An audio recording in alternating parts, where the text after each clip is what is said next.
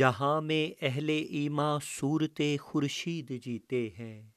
ادھر ڈوبے ادھر نکلے، ادھر ڈوبے ادھر نکلے،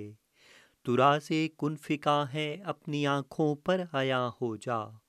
خودی کا رازداں ہو جا، خدا کا ترجمہ ہو جا۔ عظیم روحانی و مذہبی شخصیت تاجدار دربار عالیہ مرشد آباد شریف پشاور پاکستان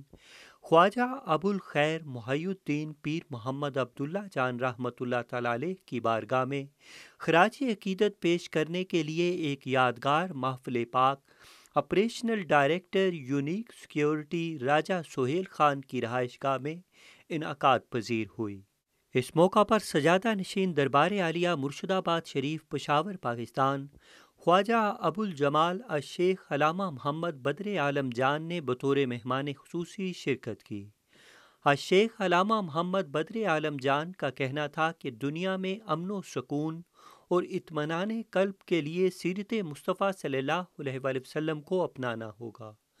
جوان سال نسل کی دنیا و آخرت میں کامیابی و کامرانی کے لیے رول ماڈل، آئیڈیل اور رہنما فقط حضرت محمد صلی اللہ علیہ وآلہ وسلم کی ذات بابرکات ہے۔ بسم اللہ الرحمن الرحیم۔ سب سے پہلے آپ حضرات کا شکریہ کہ آج آپ حضرات یہاں پر تشریف لائے اور اس میڈیا کے تعاون سے آواز جہاں پر دور دراز تک مختلف لوگوں تک پہنچتی ہے، تو ہمارا جو مدعا ہے، مقصد ہے، وہ محبت بانٹنا ہے اور محبت اور دلوں کو قریب کرنے کا ایک سوچ اور ایک فکر اور ایک زاویہ ہے۔ نبی کریم صلی اللہ علیہ وآلہ وسلم کے متعلق ارشاد ہے کہ لَقَدْ كَانَ لَكُمْ فِي رسول اللہ اسوۃ حسنہ، کہ دنیا اس وقت پریشانی کے عالم میں ہے اور ہر شخص جو ہے وہ تلاش کر رہا ہے سکون کی دولت۔ تو اگر سکون کسی نے پانا ہے اور اپنی زندگی کے اندر راحت پیدا کرنا ہے، اور خاص کل پھر اپنی جو نیو جنریشن ہے، جو نوجوان نسل ہے، ان کو اگر کوئی رول ماڈل اور کوئی ان کے لیے لیڈر یا قائد کی صورت میں ہے کوئی، تو وہ فقط و فقط ذات محمد مصطفیٰ صلی اللہ علیہ وآلہ وسلم ہے۔ ہم اگر اپنی زندگیوں کو نبی کریم صلی اللہ علیہ وآلہ وسلم کی محبت اور اتباع کے سائے کے نیچے رکھیں تو یقیناً ہمارے آنے والی نسلوں کے لیے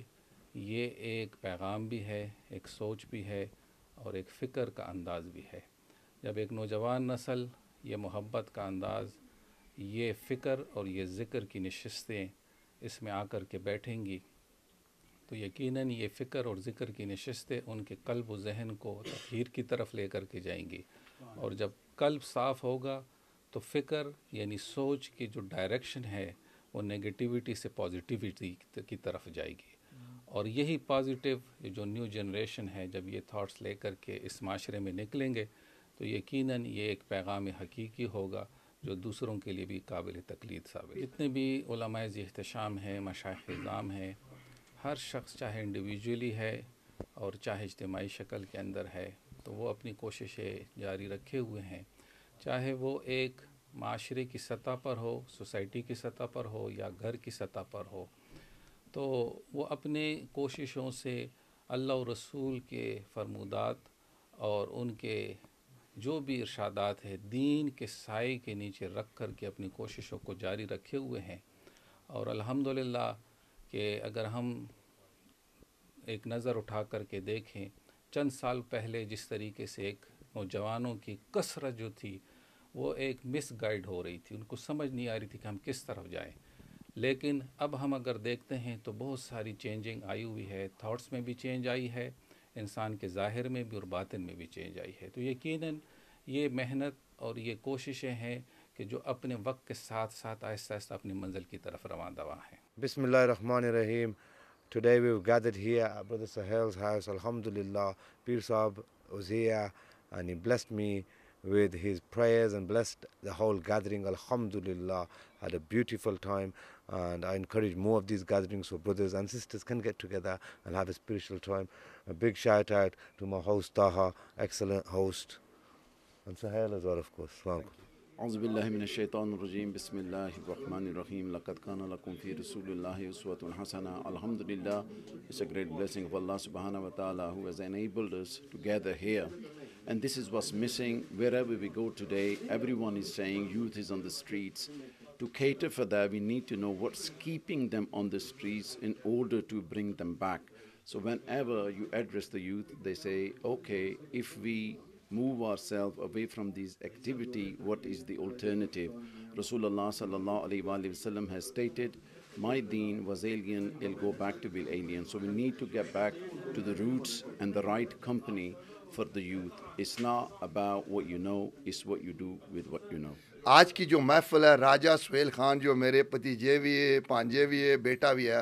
اس نے اور اس کے والد نے اپنے گھر پر سجائی ہے سجنا وہ محفل سجائی تیرے لیے اکثر ہم سنتے ہوتے کہ خیبر پختونخوا میں نا پیروں کا کوئی کم زور ہے وہاں پر الحمدللہ میں خود اس استانے پر پیر صاحب کے استانے پر گیا ہوں آج سے 2 سال پہلے اتنا بڑا استانہ ہے اتنا بڑا لاکھوں ہزاروں کی دنیا میں نے وہاں دیکھی ہے عرس مبارک پر تو الحمدللہ پیر صاحب کے آنے کی خوشی میں ہم سب سہیل نے یہ محفل سے اپنے گھر میں اس کو مبارک ہو اور پیر صاحب نے جو ہمیں تعلیم یہ جو میں ہمیشہ کہتا ہوں تربیت شریعت کے بارے میں آگاہ کیا اس پر عمل کرنا ضرور ہے اب جو اصل بات ہے دل کی بات حقیقت نہ کرو گے تو آپ سچے پاکستانی سچے ہم یہاں پر ہم مغرب کی نماز پڑھ رہے تھے کچھ لوگ باہر آؤٹ سائڈ گپیں لگا رہے تھے اگر آئے جس کے گھر آئیں اس کی عزت میں اضافہ کریں پر اس کو بھی چھوڑیں اسلام نماز کا وقت ہے اس کی پابندی ضرور کریں نماز ہر مسلمان پر فرض ہے اور نماز قضا نہ کریں یہاں پر جو ہے وضو نہیں ہے وضو کر کے گھر سے آئیں گے ایسی محفل پاکستان زندہ باد کے ذکر کی محفل سجائے بیٹھے ہیں وہ اپنے گھر کو مدینہ بنائے بیٹھے ہیں حشر میں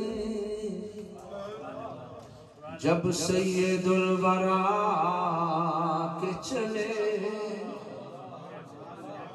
غلام حشر میں جب سید الورا کے چلے لوائے حمد کے سائے میں سر اٹھا کے چلے.